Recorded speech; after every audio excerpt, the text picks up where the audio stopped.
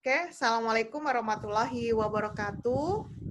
Ya, Alhamdulillah, iya, alhamdulillah masih ada yang setia dengan saya. Terima kasih Novianti, Siti Nurlaila dan Salma ya. Oke, pokoknya tetap semangat untuk mencari di mana rezeki kalian ya nanti di kuliah gitu. Itu adalah awal dari kehidupan nyata kalian ya. Mudah-mudahan sukses dan mudah-mudahan diterima sesuai dengan yang diinginkan. Amin.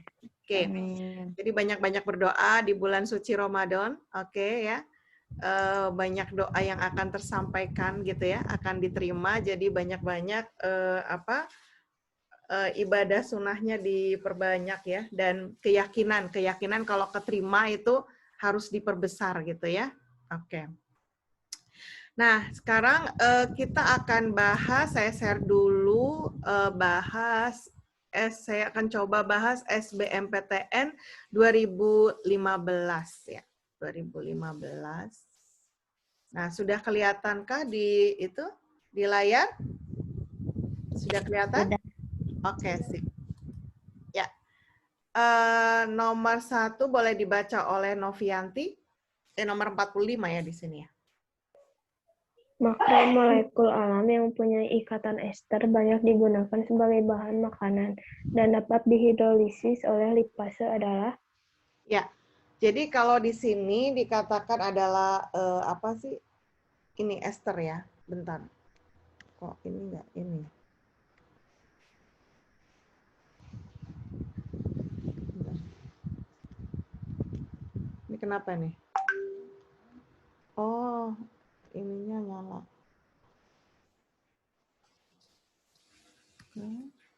Ya. Nah, yang ditanyakan adalah ikatan ester ya. Jadi ikatan ester itu kalau di kimia gitu ya, kita bisa bilang bahwa ini ikatan yang hubungannya dengan kalau nggak salah COC ya, karbon gitu. Jadi kalau yang banyak ditemukan, nah ini ada hubungannya juga dengan lipase. Lipase itu berarti apa? Nama lain dari apa? Lipase? Lemak kan? Ya, lemak ya. Lemak atau lipid ya. Jadi lemak atau lipid. Jadi ini hubungannya sama lemak. Nah, kalau yang hubungannya sama lemak, yang mana nih? Trigliserida, tahu nggak? Trigliserida? Enggak.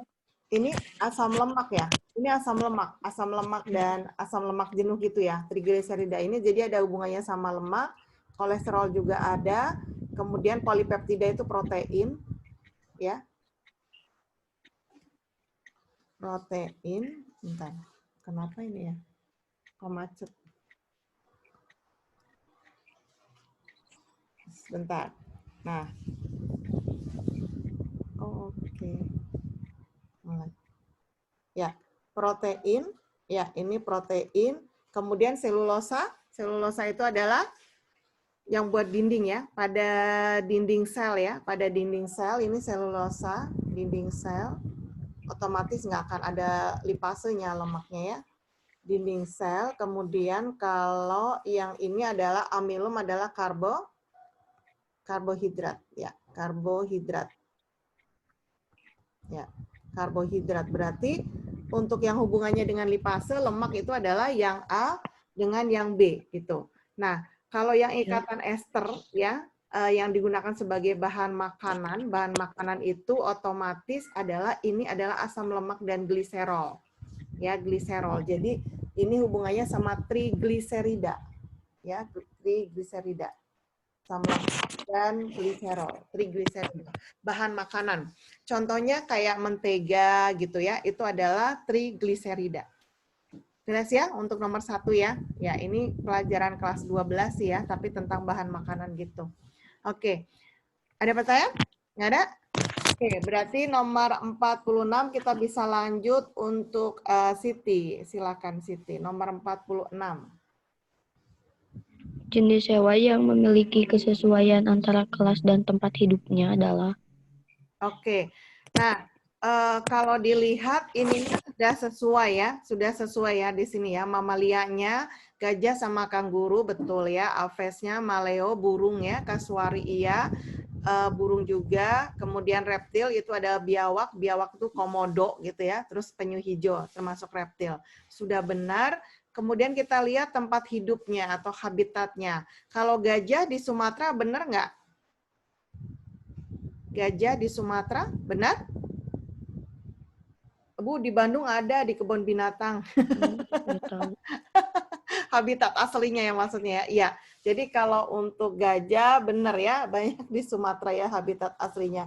Ini benar. Kemudian kalau ini maleo atau ini kanguru, kanguru di Papua benar ya. Kalau di Indonesia itu kanguru di Papua. Kanguru di Papua benar. Kemudian kalau maleo, maleo itu di mana? Apakah di Sumatera? Harusnya maleo di mana? Di Sulawesi ya, maleo itu di Sulawesi. Oke. Kalau kasuari? Kasuari di mana? Apakah di Papua? Irian Jaya ya? Irian Jaya.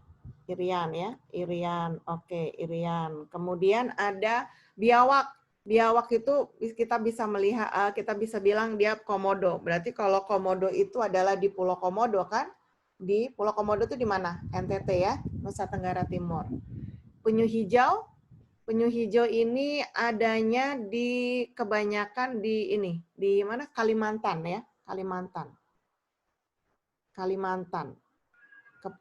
Kabupaten apa? Berau gitu ya, Kalimantan. Nah, Kalimantan. Oke. Jadi yang sesuai yang mana? Nomor berapa sama berapa? Ya, 1 dan 4. Nah, gitu. Ya, jadi kita harus paham tempat-tempatnya. Ini kelas 1 ya, kelas 10 ya. Kelas 10. Oke. Kemudian kita ke ya. Kita ke nomor 47, Salma, silakan. Berikut ini adalah pasangan yang benar antara mikroorganisme prokariotik dan perannya dalam kehidupan manusia, kecuali. Oke, kita ditanyakan adalah kecuali, ya, ditanyakan kecuali. Berarti kita lihat satu persatu ya, Clostridium botulinum. Clostridium botulinum itu terkenal banget ya. Dia adalah penghasil toksin, betul ya, adanya di makanan kemasan ya. Jadi ini adalah penghasil racun di makanan kemasan yang sudah mungkin kadaluarsa, yaitu ada Clostridium botulinum ya, toksin atau racun. Oke. Ini racun ya, racun. Oke. Nah, Lactobacillus bulgaricus ya, ini biasanya kalian kenal ini untuk apa? Lactobacillus bulgaricus untuk pembuatan apa? Yogurt. Iya, pembuatan yogurt ya kan. Kalau kalian ingat iklan yogurt itu selalu bilang ada bakteri baik di dalam ususku gitu ya. Ya enggak? Nah, bakteri baik itu ya yang kita sebut dengan apa? Probiotik. Ya, probiotik gitu. Jadi dia Lactobacillus bulgaricus itu di dalam usus itu untuk menyeimbangkan ya, menyeimbangkan jumlah probiotik atau bakteri yang baik yang ada di dalam usus kita. Ya, bagus untuk menseimbangkan fungsi dari pencernaan itu sendiri. Oke. Jadi yang B ini betul ya, betul. Oke, betul. Nah, kemudian yang C ya, Streptomyces coelicolor ya. Jadi kalau hubungannya dengan Streptomyces ya, Streptomyces itu dia adalah penghasil apa? Antibiotik ya. Antibiotik yang kita sebut dengan antibiotik streptomycin. Ya. Jadi kalau jamur penicillium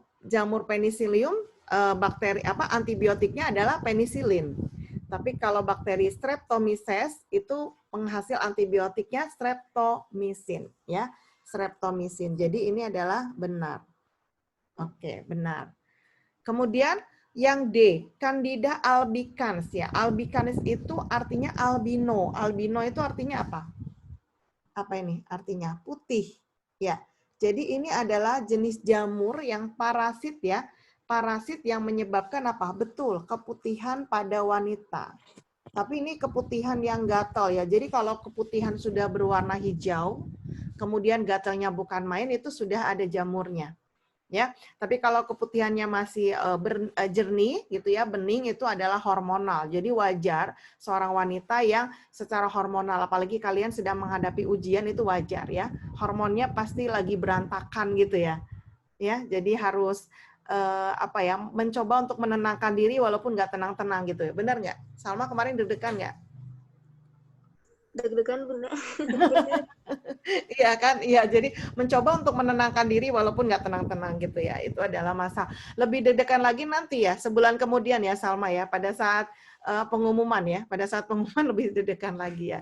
Jadi sambil yang namanya kita ikhtiar dalam mengerjakan soal sampai ke pengumuman, kalian harus lebih getol ya untuk mendekatkan diri pada Allah, karena disitulah keajaiban dari Allah yang akan kalian terima gitu ya, keajaiban atau takdir kalian yang indah gitu loh ya. Jadi harus minta benar-benar gitu ya.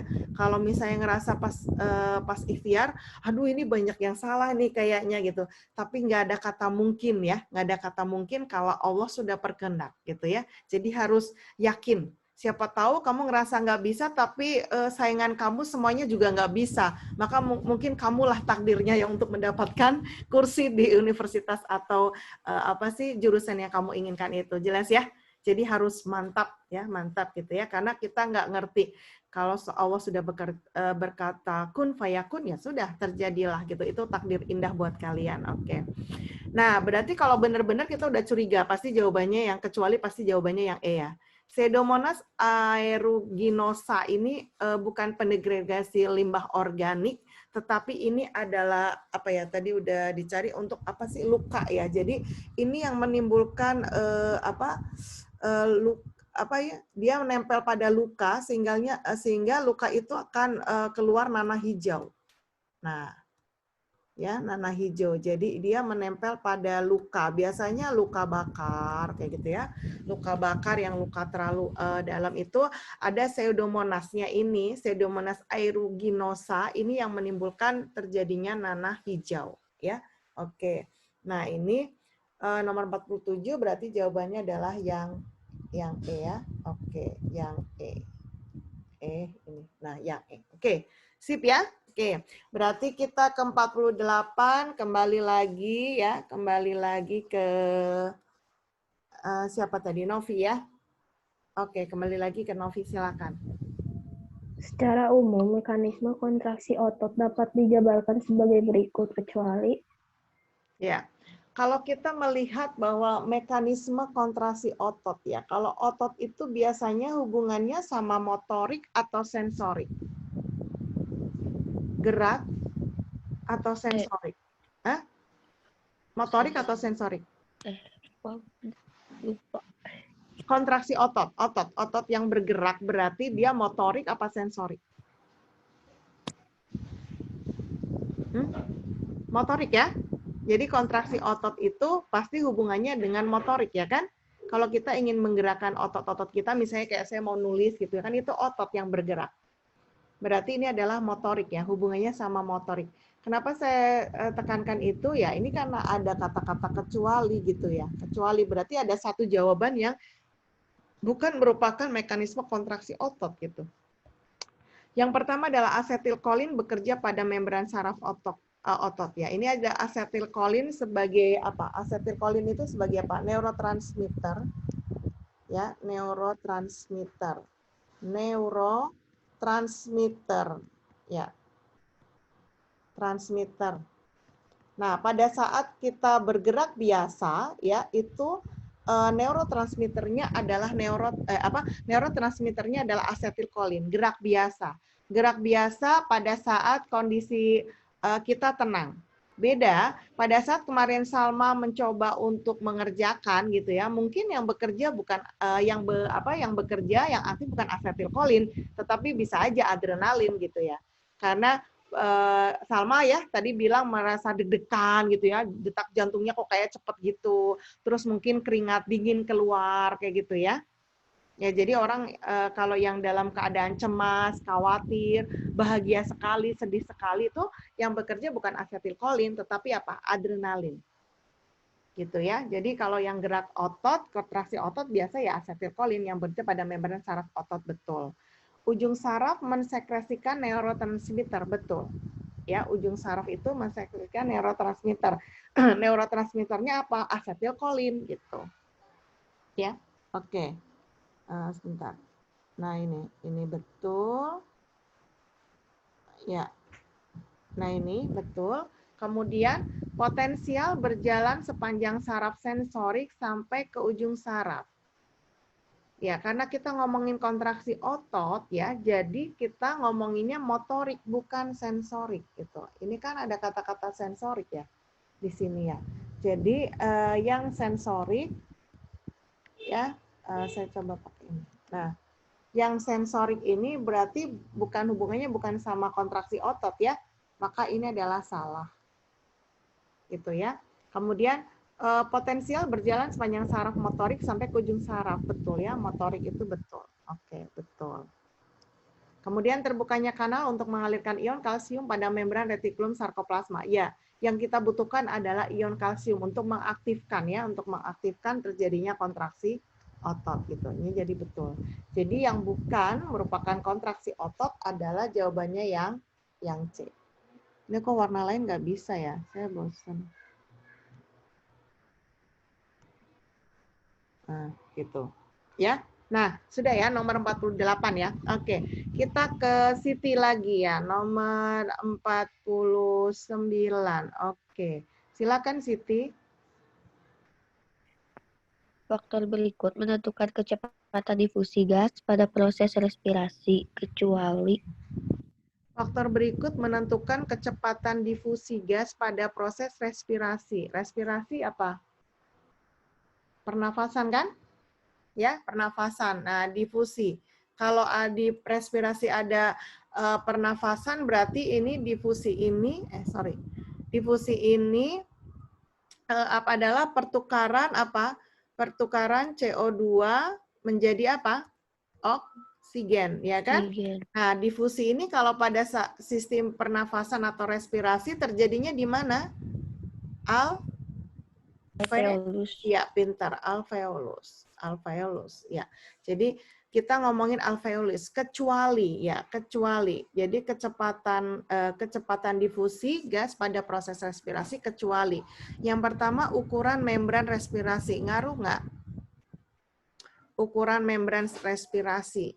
Karena memang lihat kalau difusi itu secara langsung atau tidak difusi itu tahu bedanya difusi dengan osmosis ya?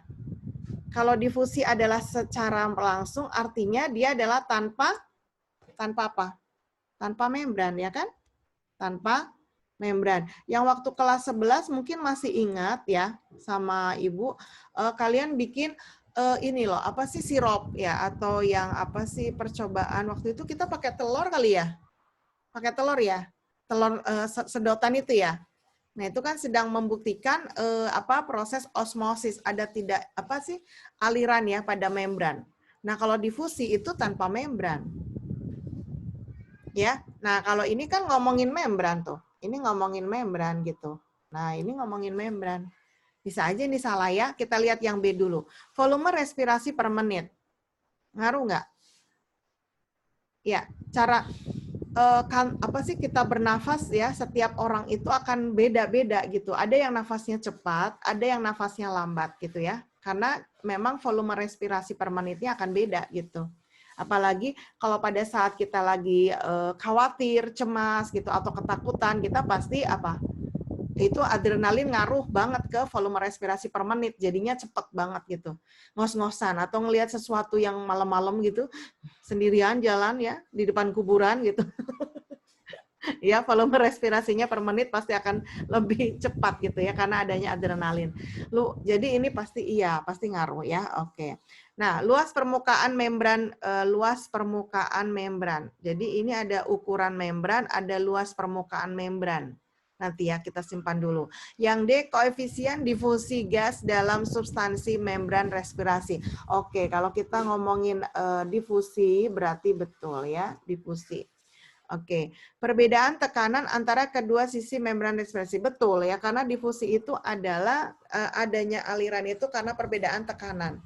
Masih ingat ya dengan respirasi dada yang pakai gerakan, masih ingat nggak Siti? Salma Novianti. Rongga dada berkontraksi gitu kan? Ya, rongga dada berkontraksi, kemudian apa? Volume meningkat, tekanan kecil, maka udara apa? Masuk. Nah, gitu. Nah, itu kan berarti perbedaan antara kedua sisi apa? Perbedaan tekanan, betul ya. Nah, jadi kita ini yang tidak mempengaruhi ukuran membran atau luas permukaan. Ya. Jadi kalau yang apa ya? Yang tidak mempengaruhi, kira-kira yang mana? Luas permukaannya atau ukuran membran? Iya, yang tidak ya, yang tidak berpengaruh berarti ukuran membran gitu ya. Membran itu ya segitu-gitu aja ya. Oke, berarti 49 tuh yang A. Oke, betul. 49 yang A ya. Tadi ini siapa? Bagian Siti ya? Oke, sekarang berarti Salma ya? Novianti udah kan? Udah ya? Oke, sekarang Salma. Nomor 50. Berikut merupakan fungsi plasenta pada manusia, kecuali. Nah, kecuali ini banyak kecuali semua ya. Soalnya banyak kecuali gitu ya. Nah, tahu nggak plasenta buat apa? Plasenta ada di mana sih? Plasenta di mana ini? Yang menghubungkan apa dengan apa ini? Plasenta? Ari-ari kan? Ari-ari kan? Iya, yang menghubungkan antara janin dengan ibu gitu kan? Ya, waktu itu kita ngomongin sistem reproduksi yang bagian ibu hamil gitu ya. Itu plasenta, ya plasenta. Oke. Kayaknya kalau untuk ini Salma Poltekkes kayaknya banyak manusianya ya, banyak yang kelas 11-nya ya, hati-hati ya. Ngambil jurusannya apa? Iya. Ya, banyak yang kelas 11 ya? Ya. Iya. Tapi ada yang film gitu juga, Bunda. Yang apa? Kayak film. Oh iya pasti semuanya ada 10, 11, 12, cuman mungkin dominan yang manusia ya. Iya, dominan yang manusia. Oke. Bolehlah kapan-kapan ya di-share soalnya nanti kita bahas, oke ya? Oke. Nah, plasenta hubungan antara janin dengan ibu berarti kecuali apa? Distribusi oksigen jelas ya? Benar ya? Jelas ya? Iyalah, nanti bayi dapat oksigen dari mana gitu kan? Pertukaran ekskresi. Ekskresi tahu nggak? Ekskresi, alat pengeluaran, misalnya yang diekskresikan apa oleh janin? Ada karbon dioksida ya kan? Kalau dia butuh oksigen berarti ada yang dikeluarkan karbon dioksida dan mungkin kotoran-kotoran yang lain itu adalah ekskresi gitu ya, jelas ya? Oke. Penguatan sistem imun. Plasenta bisa untuk imunitas bayi nggak, janin nggak? Nanti kita simpan dulu. Melindungi fetus dari guncangan. Kalau yang melindungi fetus dari guncangan itu apa? Kantong rahim ya, kantong rahim yang apa namanya, bukan, yang cairan ya, yang cairan itu yang amnion, sorry. Air ketuban maksudnya saya ya. Oke, air ketuban, amnion. Jadi yang melindungi fetus dari guncangan, fetus itu janin ya. Janin dari guncangan jadi mentul-mentul ya. Jadi ibaratnya kayak balon ya. Rahim manusia, rahim itu diibaratkan balon, kemudian balonnya diisi air, nah di dalamnya itu ada janinnya gitu. Jadi janin kalau pada saat misalnya ibunya pas lari-lari, ngapain ya hamil lari-lari ya, lari-lari atau jatuh ya atau gimana, nah itu si janin itu akan terlindung karena dia akan mentul-mentul aja di dalam gitu. Ya, oke, itu adalah amnion. Mengolah serta memberikan makanan udah jelas ya, pemberian nutrisi, pemberian nutrisi ini ya, oke, jelas. Mana sih? Oke, ini ya, sorry ya. Oke, nah ini pembelian nutri, ya Allah, gerak-gerak aja. Nah ini ya, oh jadi imun iya ya, karena tadi yang mengguncangan itu bukan plasenta, tapi amnion, air ketuban ini ya. Oke, yang paling luar korion ya, jadi airnya amnion, lapisan yang terluarnya itu adalah korion, atau kita sebut balonnya itu adalah korion, airnya amnion. ya. Tapi kalau ditanya melindungi janin dari guncangan itu kita pilih yang amnion, yang air ketuban ya. Jadi nomor 50 tuh kecuali yang D. Jelas ya? Oke.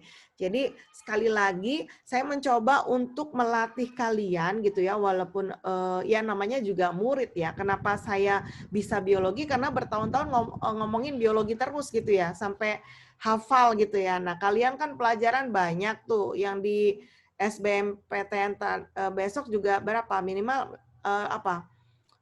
Ada kemampuan IPA, kemudian ada apa sih? Tes-tes yang lain ya?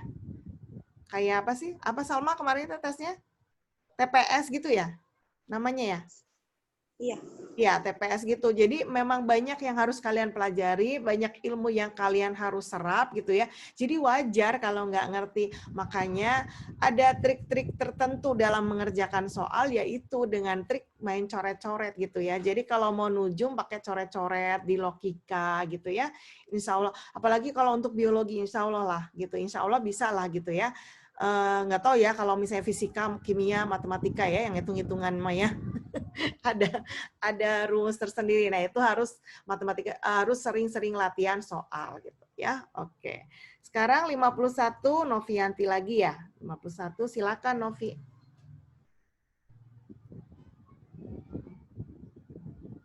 Novi? Novianti ada? Tumbuhan di Ya. ada Bun. Iya. Tumbuhan dikotil berkayu memiliki diameter batang yang lebar dan keras karena adanya aktivitas jaringan. Oke, dikotil itu yang berkambium ya kan? Memiliki diameter batang yang ya udah ngomong ya diameter. Jadi yang bikin diameter batang yang lebar, kalau kalian lihat apa sih, ada batang ya yang dipotong gitu ya. Kemudian nanti kita ngelihat ada kayak gini ya. Nah, si batang yang dipotongnya itu ada seperti ini. Nah, ini kita bisa kita sebut ini sebagai apa? Lingkaran tahun ya, yang menunjukkan usia, atau lingkaran apa? Lingkaran tahun ya, lingkar tahun. Lingkar tahun. Ya. Jadi lingkar tahun ini ya, lingkar tahun ini yang menunjukkan bahwa pohon itu usianya berapa gitu ya. Jadi sekali lingkaran, kalau misalnya ini 1, 2, 3, 4 ya jedanya, berarti ini kurang lebih 4 tahun usia dari pohon. Nah, yang bisa bikin lingkaran tahun ini adalah siapa? Ya, aktivitasnya siapa? Kambium. Iya, kambium ya, kambium itu, kambium. Ya, kambium. Ya, berkayu memiliki diameter batang yang lebar dan keras karena adanya aktivitas jaringan, iya, kambium. Ya, kambium. Ya, sebenarnya yang keras ini ya, mungkin maksudnya kalau yang kulitnya itu karena kambium itu ke arah luar gitu kan, ke arah luar itu akan membentuk apa? Phloem atau xilem? Ke arah luar. Kambium, ke arah luar akan membentuk apa? Phloem, ya kan? Iya, phloem. Nah, phloem sekunder ini itu adalah yang kulit kayu itu, ya phloem. Jadi berkayu, jadi keras gitu ya. Sedangkan ke arah dalam itu akan membentuk apa? Xilem. Ya, ke arah dalam akan membentuk xilem, itu kambium. Jadi aktivitas dari kambium ya, nomor 51. Oke. Jelas ya? Oke. Nomor 52 berarti bagian Siti. Berikut adalah pernyataan yang benar mengenai sintetis glukosa. Kecuali lagi ya. Kecuali lagi gitu. Ya. Kecuali. Ini ada kata-kata kecuali. Oke. Berikut adalah pernyataan yang benar mengenai sintesis glukosa. Jadi membentuk glukosa. Jadi membentuk glukosa di mana ya kalau di tumbuhan? Pembentukan glukosa, amilum. Pembentukan amilum di mana? Pembentukan amilum kelas 12. Nah, kenapa nggak bisa jawab? Karena kelas 12 kita daring. Nggak ketemu ya. Nggak ketemu langsung ya, jadi pusing gitu ya. Ya, oke.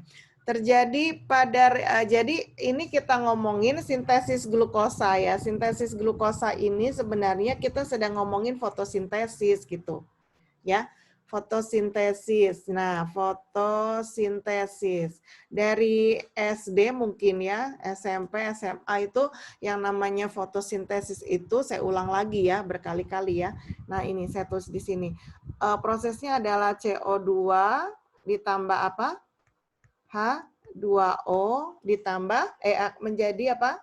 C6 H12 H12O6 O6 plus oksigen, ya kan? Ya. Nah, ini kalian sudah paham, bukan paham, hafal mungkinnya dari SD, SMP. Nah, sekarang di SMA kalian diajari bahwa reaksi ini itu terdiri dari terdiri dari dua proses gitu, dua proses. Apa aja? Yang pertama, karena kita sebut sebagai foto cahaya, maka proses pertama adalah fotolisis air. Nah, jadi air pasti nggak mungkin ke C ya, yang punya H sama ini ya pasti ya. Nah ini, jadi proses yang pertama ini saya ulang-ulang. Ini namanya fotolisis air atau yang kita sebut dengan reaksi terang ya, fotolisis air, reaksi terang. Yang terjadinya di mana reaksi terang? Terang gerana gitu loh cara ngafalinnya. Terang gerana gitu ya, tilakoid atau gerana gitu ya. Nah, tapi ini kan pembentukan oksigen yang ditanya di sini adalah apa? Pembentukan apa? Sintesis glukosa, ya kan? Ya. Nah, pada saat fotolisis air ini menghasilkan oksigen, hasil lainnya apa? Ada energi NADPH ya dengan apa? ATP. Nah, kenapa perlu energi ini? Karena nanti energi ini digunakan untuk apa? Untuk proses yang kedua. Jadi ini, kalau ini adalah hasil akhir lah, NADPH sama ATP digunakan untuk proses kedua, yaitu apa? Fiksasi CO2. Oh, ini pasti hasilnya ini, gitu loh. Nah, saya coret-coretnya di sini ya. Nah, ini adalah fiksasi CO2, membutuhkan ini gitu ya, membutuhkan energi. Namanya prosesnya yang biru ini adalah fiksasi CO2. Nah, pengikatan karbon dioksida akan menghasilkan ini, glukosa, C6H12O6. Terjadinya di mana? Stroma. Jelas ya. Jadi kalau ditanyakan sintesis glukosa, jadi dia ngomongin reaksi apa ini? Reaksi apa ngomonginnya? Reaksi? gelap. Iya, reaksi gelap ya, atau fiksasi CO2 atau siklus Kelvin. Gitu. Berarti terjadi pada reaksi gelap di stroma, betul ya kan? Terjadi pada reaksi terang di tilakoid? Bukan ya? Bukan kan? Ya ini, kecuali yang ini kan. Nah, terjadi dalam siklus Kelvin, betul.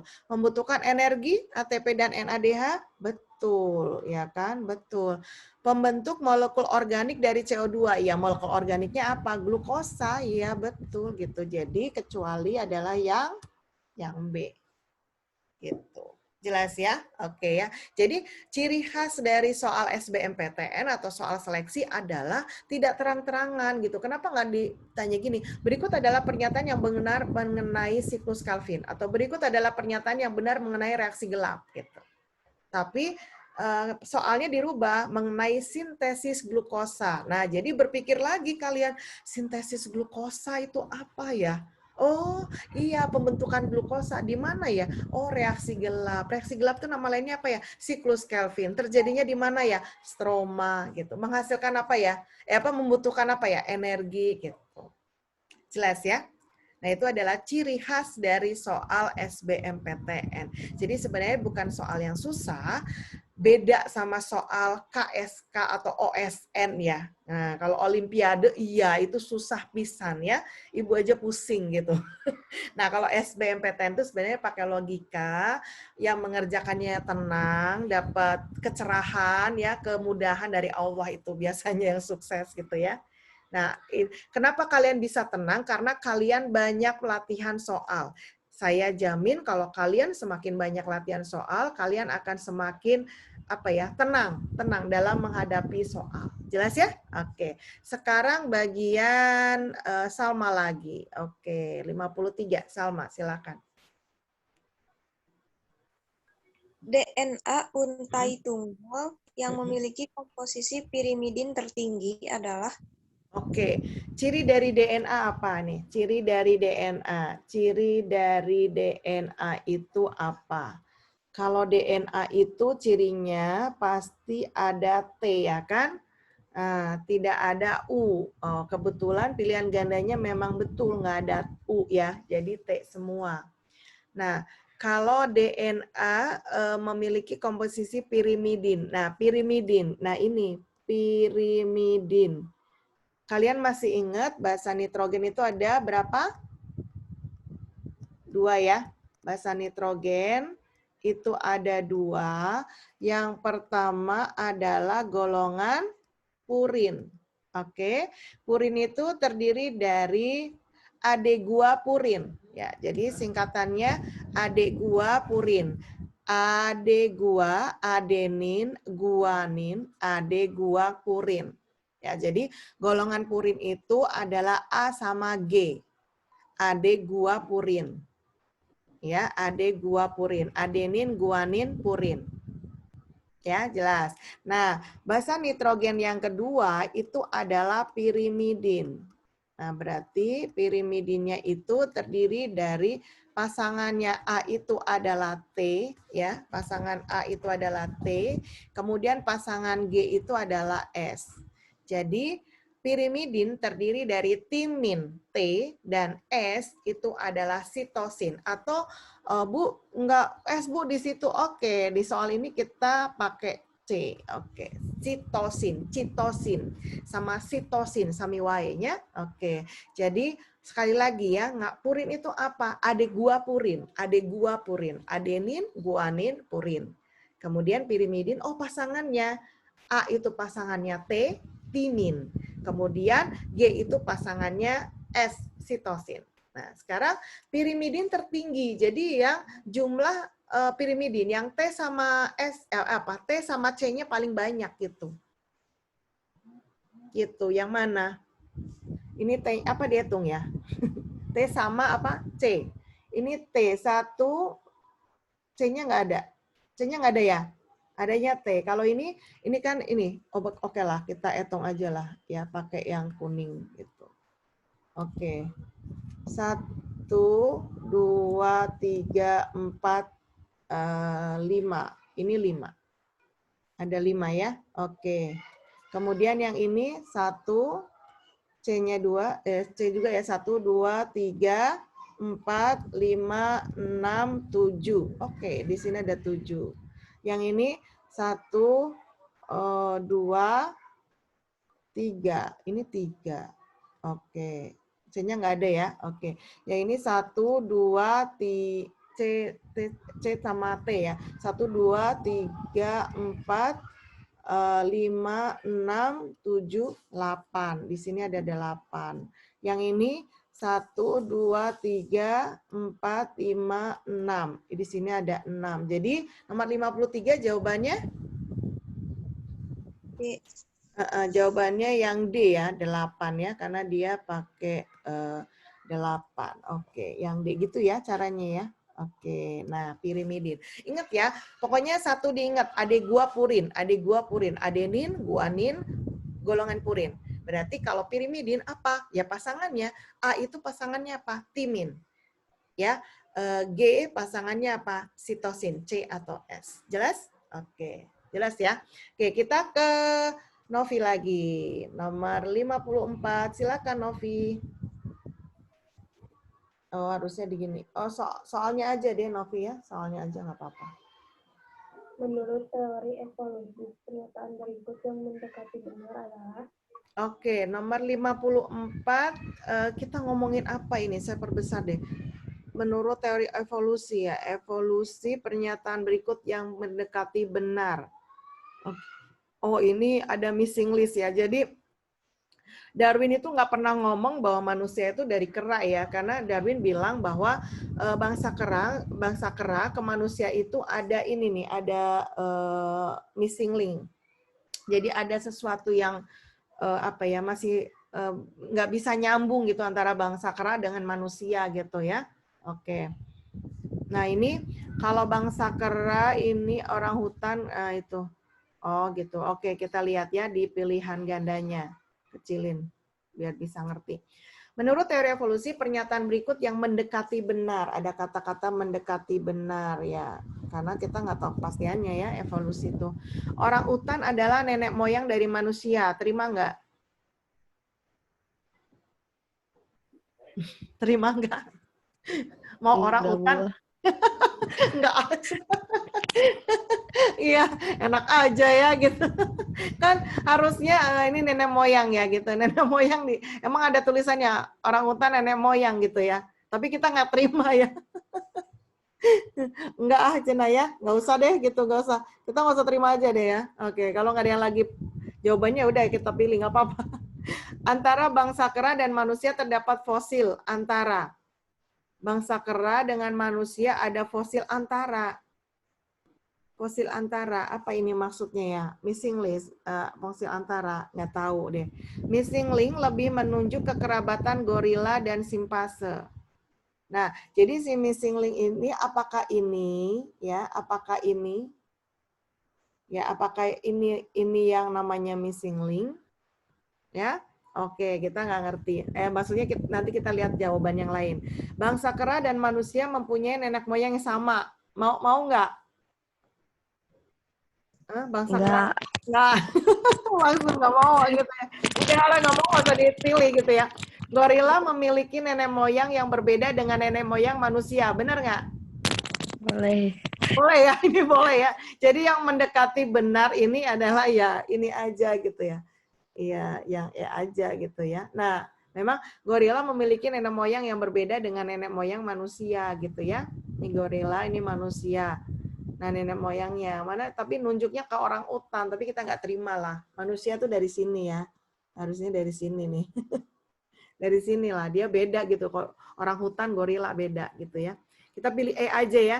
Nah, fosil antara itu nggak ngerti gitu ya. Apakah ini yang namanya fosil antara itu adalah manusia purba yang kalian pelajari di sejarah ya, manusia purba gitu ya. Ya kita nggak ngerti gitu ya. Yang mendekati benar sudah kita pilih E. Ya, nah soal-soal seperti inilah yang akan banyak di SBMPTN. Artinya apa? Penuh dengan logika gitu ya. Kadang pakai perasaan gitu. Aduh feeling gitu ya. Feelingku ini gitu ya.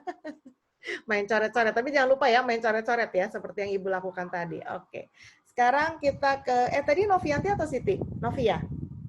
Novi ya. Kita sekarang Siti ya. Oke, 55 silakan Siti. Suami istri yang sulit menghasilkan keturunan dapat dibantu dengan teknologi bayi tabung. Cara ini hanya dapat dilakukan jika yang bersangkutan mengalami gangguan pada. Iya, jadi kira-kira kenapa perlu teknologi bayi tabung ya? Kenapa ya? Apa yang bermasalah? Jadi bayi tabung itu bukan bayi hidupnya di dalam tabung, bukan kan? Bukan ya. Tapi bayi tabung adalah proses fertilisasinya di luar tubuh ya. Artinya fertilisasi itu artinya apa? Tempat pertemuan pertemuan siapa yang bertemu? Sperma?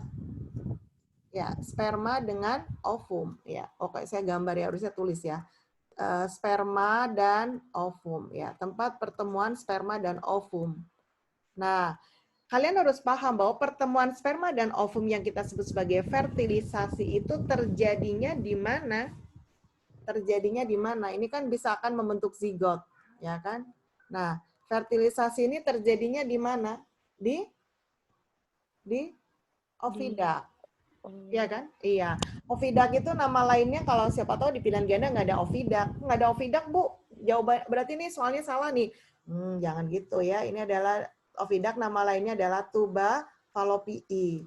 Falopii ya, tuba falopii ya. Falopi gitu ya sebenarnya, karena I-nya double gitu ya. Atau nama Indonesianya itu adalah saluran apa? Telur. Ya, saluran telur atau saluran ovum. Nah, ya. Jadi gangguannya itu bukan pada testis. Testis kan untuk mengeluarkan sperma gitu ya. Ini kan pada wanitanya gitu ya. Uterus itu apa? Rahim. Uterus itu rahim. Ya rahimnya nggak apa-apa gitu ya. Ya. Kemudian spermanya apa?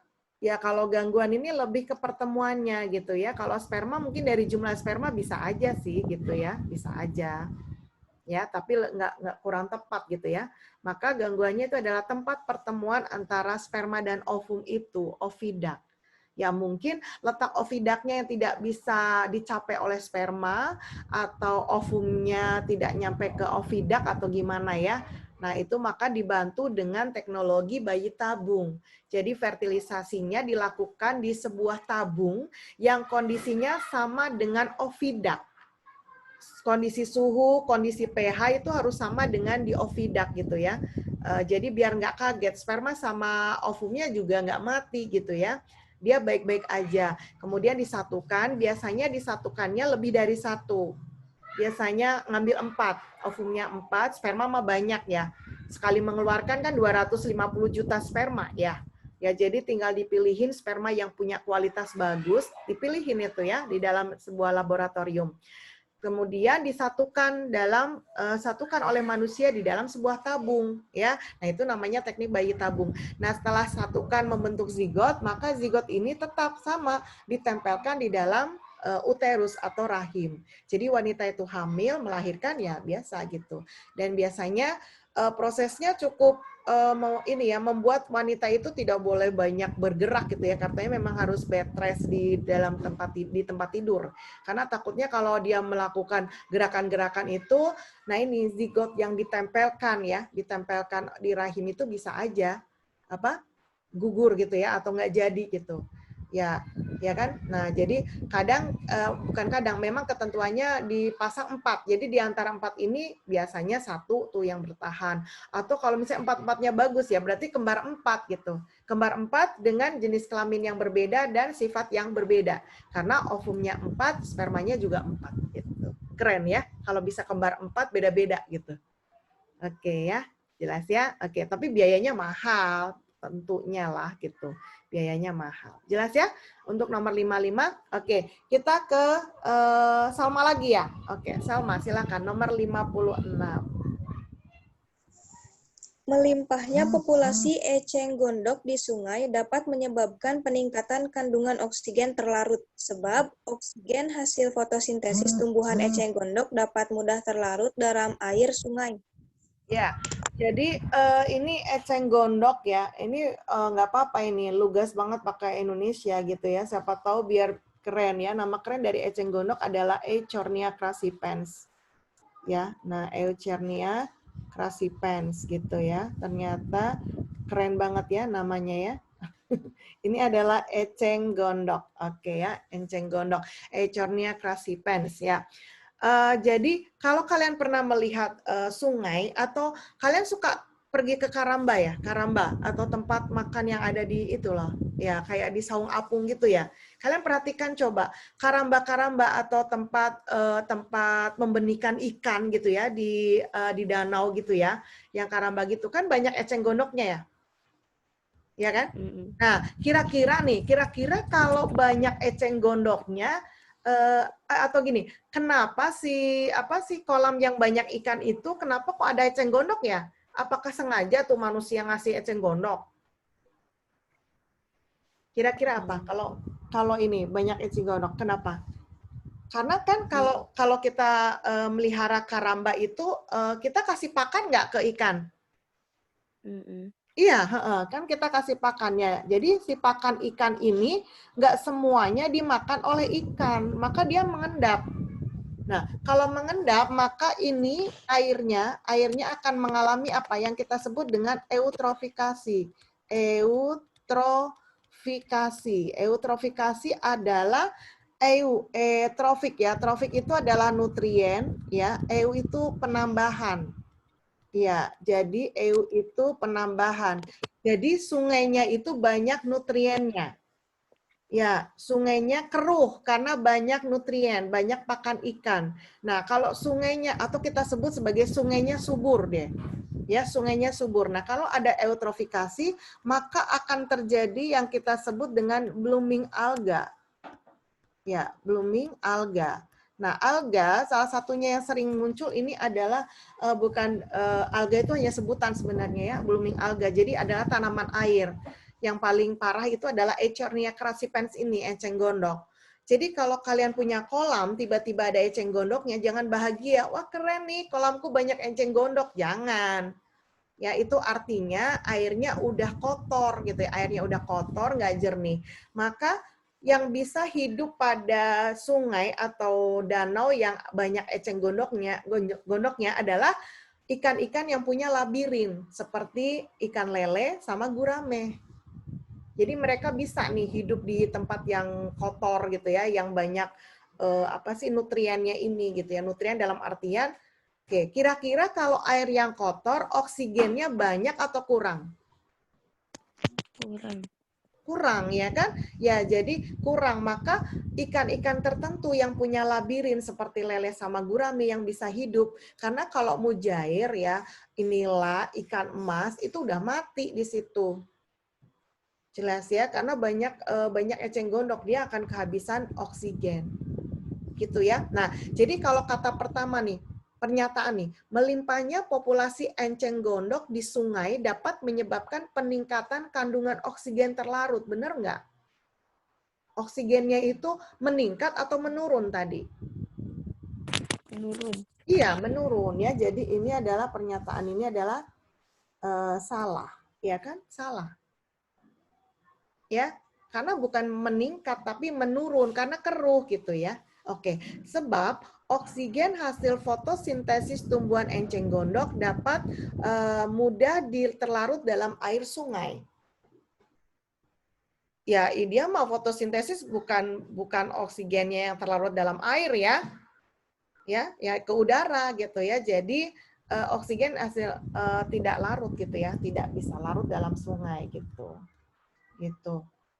Ya, karena oksigen yang ada di air itu berasal dari fotosintesis fitoplankton. Ya, atau tanaman air yang ada di dalam air itu sendiri. Nah, itu adalah tapi bukan dari enceng gondoknya. Enceng gondok itu kan dia hidup di air, di permukaan gitu. Jelas ya. Jadi, kalau nomor 56 jawabannya apa nih? Salah, sebabnya salah. Ya. Iya, betul. Jawabannya adalah E gitu. Ya, jawabannya adalah yang E. Jelas ya? Kita barusan ngomongin tentang eutrofikasi. Oke, ini tadi itu tadi siapa yang baca ya? Sama. Oh ya, sama. Sekarang berarti ke Novi aja. Novi lagi ya. Oke. Nomor 57 Novi, silakan. Bentar, kelihatan? Ya, dah. Nomor 57 Novi? Bentar, Yap.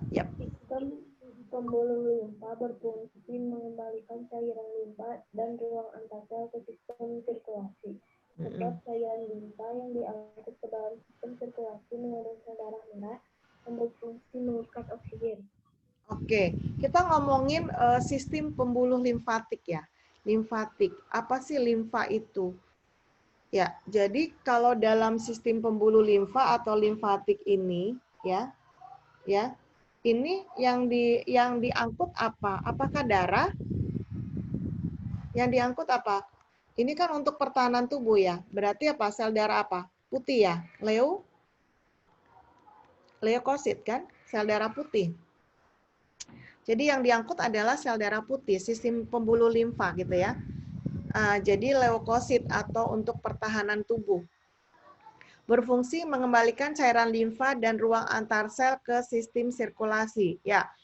Jadi untuk limfatik ini dia tidak masuk ke dalam pembuluh darah karena si limfatik ini kita sebut sebagai peredaran darah terbuka. Peredaran darah terbuka. Artinya kenapa terbuka? Karena tidak masuk ke dalam arteri, tidak di dalam pembuluh darah, tidak di dalam pembuluh darah, ya, tidak di dalam pembuluh darah. Pembuluh darah itu arteri dan vena, gitu. Dan terus dia lewatnya apa? Ya ini, jadi kontraksi antar ruang antar sel gitu, ya. Jadi kalau misalnya ini ada sel gitu ya, ini sel gambarannya, ya. Dia itu apa ya, bergeraknya itu ya ini di ruang antar sel kayak gini, antar sel ya, antar sel dia akan bergerak berkontraksi. Jadi sistem pembuluh limfa berfungsi mengembalikan cairan limfa dan ruang antar sel ke ruang antar sel ke sistem sirkulasi. Bisa ya, ini ya. Bisa ya? Oke, coba kita lihat. Sebab cairan limfa yang diangkut ke dalam sistem sirkulasi mengandung sel darah merah. Cairan limfa mengandung sel darah merah, harusnya apa? Harusnya apa? Sel Leu? darah putih. Ya, sel darah putih. Jadi ini benar apa salah? Salah ya? Oke, salah. Jadi kalau 57 pernyataan benar, sebabnya salah. Jawabannya apa? C. Oke, betul. Yang C. Oke, Salma karena udah... Salma kemarin ada ini nggak? Soal kayak gini nggak? Atau ABCD semua?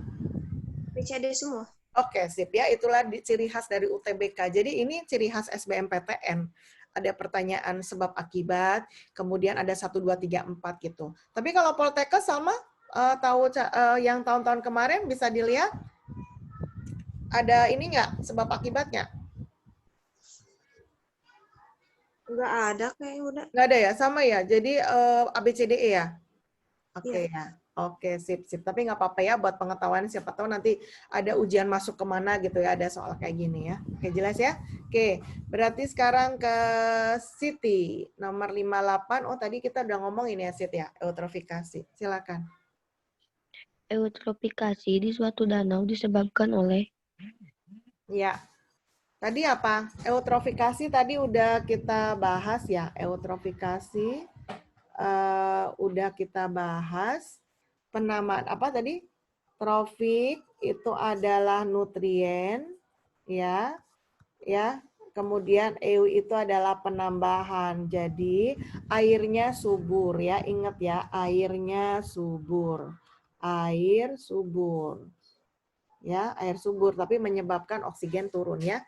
Pertumbuhan alga meningkat pesat. Ya, ini yang kita sebut dengan apa tadi? Kita sudah bahas blooming alga. Oke. Ya, karena airnya subur maka alganya muncul, ya kan? Nah, pesat betul. Jadi yang nomor 1 betul, ingat ya, 1, 2, 3, 4, 1 selalu berjodoh dengan 3. Jadi 1 betul pasti 3 betul. Deoksigenasi badan air betul. Jadi D itu adalah pengurangan, kalau EU tambah, kalau D itu pengurangan. Jadi pengurangan oksigen dalam air betul. Ya, oke, kita lihat yang 2, pencemaran deterjen di badan air. Bisa nggak karena adanya banyak deterjen, sisa-sisa atau limbah-limbah rumah tangga, maka menyebabkan air itu menjadi keruh dan subur? Bisa? Bisa ya? Kan yang penting banyak nutrisi ya, deterjen bisa ya? Bisa ya? Oke, jadi pencemaran deterjen juga bisa, pencemaran pestisida bisa gitu, pupuk-pupuk yang ada di pertanian semuanya ke air itu bisa. Jadi kalau sungai itu pusatnya semuanya udah tercemar ya otomatis pasti banyak eceng gondok gitu ya. Oke, ini bisa. Oke. Kemudian kita lihat yang 4, peningkatan toksisitas herbisida. Jadi herbisida atau herbisida nggak? Pestisida sama ya. Golongan dari pestisida. Ya, jadi adanya pestisida untuk pertanian, nah ini kan semuanya itu juga bisa ya, pas disemprot-semprot kemudian larinya ke air, pencemaran ya. Oke, jadi bisa ini. Yang nomor 4 juga bisa. Jadi benar semua, 1, 2, 3, 4. Jawabannya apa? Kalau benar semua? Benar semua? Yang E ya? Oke, pintar. Yang E. Oke. Yang E. Oke. Berarti kita ke Salma ya. Nomor 59 Salma. Bentar. Dikit. Ya, silakan Salma. Urutan tahap metabolisme glukosa menjadi CO2, H2O, dan ATP adalah? Ya, urutan tahap metabolisme glukosa menjadi CO2, H2O, dan ATP. Nah, jadi ini artinya apa ini? Metabolisme glukosa. Ada CO2, ada H2O, ada ATP. Metabolisme itu artinya apa? Metabolisme itu kan ada respirasi kan? Ada respirasi ya. Ada anabolisme, ada katabolisme ya. Kalau glukosa menjadi, nah ini loh, kata kuncinya adalah glukosa menjadi CO2. Nah, kalau tadi ya, tadi kalau masih ingat ya, nah, kalau kita masih ingat dengan tadi fotosintesis ya. Fotosintesis itu kan tadi apa? CO2 terus plus H2O menjadi apa? C6 H12O6 plus oksigen ya kan? Iya. Ya kan? Plus oksigen. Nah, kalau ini kan prosesnya fotosintesis gitu. Kalau ini kan metabolisme glukosa menjadi CO2. Jadi ini dulu ya. Jadi ini dulu glukosanya dulu yang kita lihat gitu. Yang glukosanya dulu yang kita lihat. Nah, glukosanya ya kemudian menjadi ini gitu kan. Berarti tanda panahnya harusnya kemana? Ke sini kan? Jelas. Kalau yang atas itu namanya adalah fotosintesis, ya. Ya, maka kalau glukosa dirombak menjadi CO2. Jadi kebalikannya. Kalau kebalikannya itu berarti prosesnya apa? Kalau kebalikannya. Glikolisis. Kebalikannya fotosintesis. Kalau kita bernafas tuh loh. Jadi kita makan glukosa, kita bernafas oksigen, kemudian kita menghembuskan H2O, uap air, dan karbon dioksida. Nah, itu kita namanya prosesnya apa? Apa? Respirasi. Iya, respirasi gitu loh. Nah, ini ciri dari soal SBMPTN UTBK itu menjebaknya di sini. Jadi yang 59 nggak secara lugas ngomong urutan tahapan respirasi ya, apa ya. Nah, kamu nanti paham. Wah, kalau respirasi berarti ada glikolisis, dekarboksilasi oksidatif gitu kan. Hafal kan? Ya nggak? Nah, makanya dipakai kata-kata gini, urutan tahap metabolisme glukosa menjadi CO2, H2O, dan ATP. Glukosa menjadi CO2, H2O, dan ATP. Oh, ini proses respirasi ternyata yang ditanya ya kan? Respirasi aerob ya tentunya. Berarti kalau respirasi urutannya apa? Glikolisis. Kemudian habis tahap yang kedua dekarboksilasi oksidatif. Oke, kemudian siklus Krebs. ya, siklus Krebs. Kemudian yang terakhir adalah transfer elektron ya. Oke, elektron. Berarti kita lihat dong, glikolisis beta oksida apa ini ya? Oke, gluconeogenesis siklus Calvin apa ini ya? Oke, glikolisis dekarboksilasi oksidatif atau dekarboksilasi asam pirufat sama aja ya. Oke. Siklus asam sitrat itu nama lain dari siklus Krebs. Fosforisasi oksidatif apa ini ya? Oke. Iya ya? Oke. Fosforisasi oksidatif. Kalau gluconeogenesis transaminasi siklus urea enggak. Ya. Glikolisis dearninasi oksidatif siklus Krebs rantai respirasi. Yang mana ini? Salah semua. Salah semua ya. Yang mana nih? Respirasi. Yang paling mendekati lah salahnya yang dicoretin ya. Ini kan ini apa lagi ya ini. Terus ini apa gitu ya. Iya yang apa? Bunda lagi aja. Ya. Oke, jadi ini apa? Glikolisis ini yang paling mendekati ya, glikolisis Dekarbosilasi oksidatif atau asam birofat, siklus asam sitrat itu nama lain dari siklus Krebs, kemudian fosforilisasi oksidatif ya. Sebenarnya kenapa ini adalah nama lain dari transfer elektron ya, karena ini fosforilisasi oksidatif itu kan nama lainnya pembentukan ATP. Iya, pembentukan ATP. Oke, jadi benar ya yang C. Nah, itu adalah ciri soal SBMPTN. Jadi kalau ada anak yang terlalu hafal dengan materi, tahu benar nih aku respirasi tuh gini, apal aku glikolisis, dekarboksilasi oksidatif, siklus Krebs, transfer elektron. Pas lihat di pilihan ganda, oh ini salah semua, nomor 59 salah soal. Halo, SBMPTN gitu loh, salah soal. Enggak ya? Oke, jadi kalau soal seleksi SBMPTN itu akan diulang-ulang, editnya itu diulang-ulang. Jadi kemungkinan untuk ada salah soal itu sangat kecil sekali gitu ya. Jelas ya, memang sengaja dibikin seperti ini supaya yang pintar keblinger kalau orang Jawa bilang ya, yang pintar keblinger. Artinya ini terlalu pintar materi tetapi tidak pernah latihan soal jadinya keblinger gitu. Jadi ngerasanya ini nggak ada jawabannya nih gitu ya. Padahal jawabannya adalah kata lainnya yaitu yang C. Jelas ya? Jelas ya? Oke. Sekarang 60 buat siapa? Novi ya?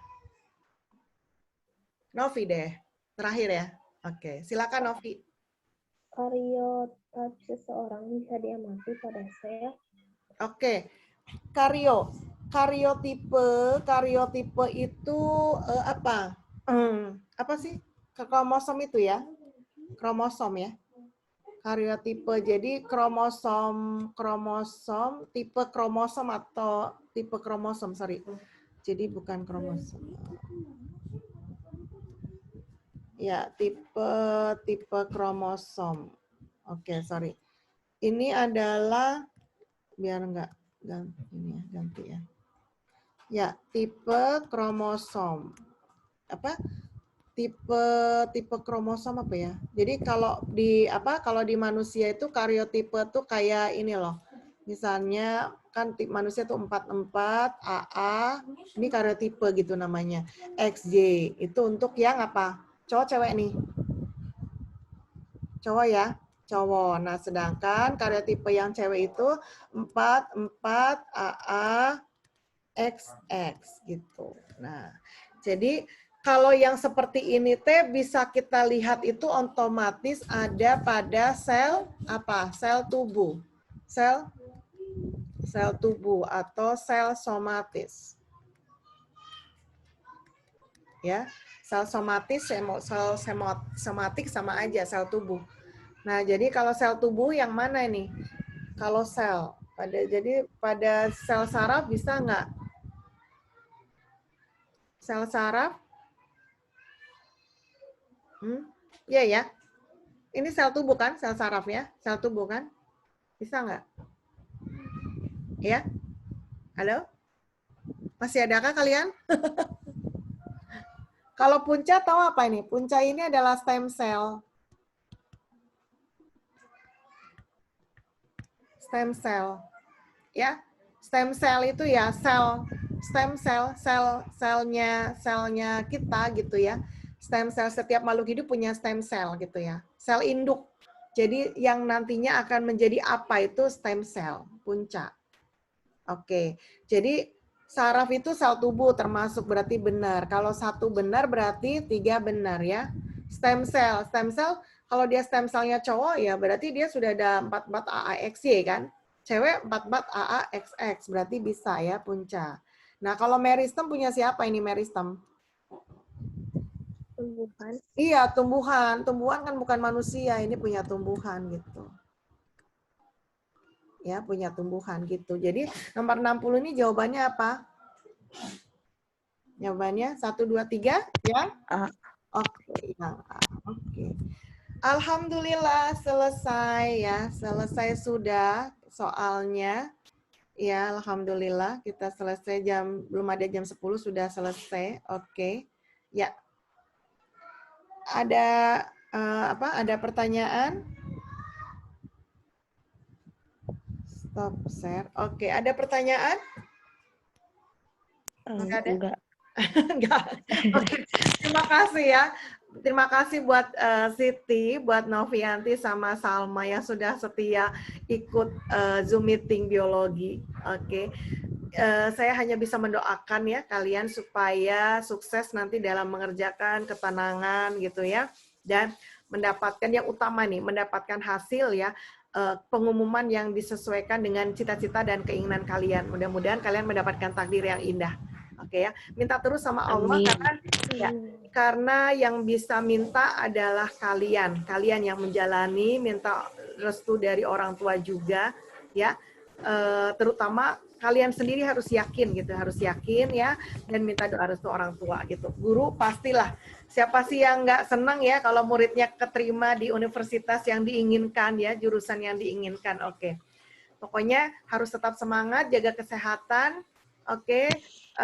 Mumpung di bulan suci, banyak-banyak berdoa, mohon sama Allah supaya apa yang kalian cita-citakan itu berhasil gitu ya. Amin, tercapai. Amin. Amin ya Rabbal alamin. Oke. Tadi saya nggak nutup ya, lupa ya. Oke. Teri pertemuan hari ini dengan bacaan hamdalah bersama-sama. Ayo, alhamdulillah, Rabbil alamin. Mudah-mudahan kita tetap sehat ya. Bisa beribadah lancar di bulan suci Ramadan. Kalian juga sukses ujiannya, ujian masuk yang lainnya, dan keterima di jurusan yang kalian inginkan. Oke? Amin. Oke. Saya minta maaf. Wassalamualaikum warahmatullahi wabarakatuh. Dadah. Thank you ya. Terima kasih Bunda. Iya, sama-sama Cantika.